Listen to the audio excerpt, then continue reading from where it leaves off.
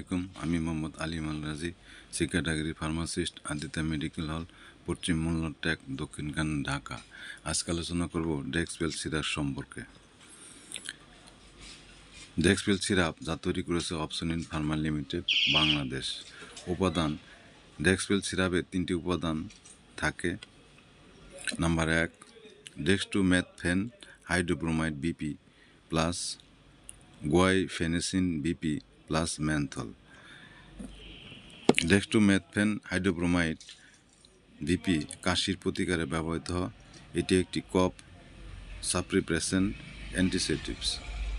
2, guaifenesin BP, এটি একটি এক্সপোরিটেন্ট যা স্ল্যামা পাতলা করে দেয়, ফলে তা সহজে বের হয়ে আসে।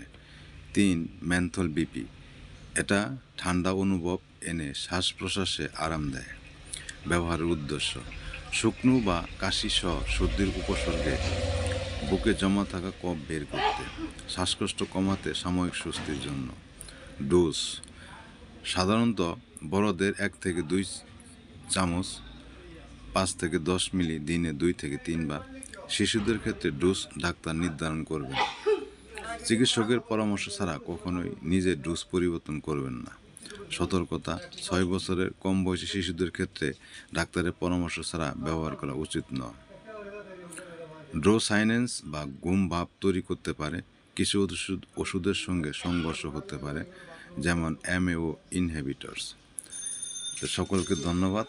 আসসালামু আলাইকুম।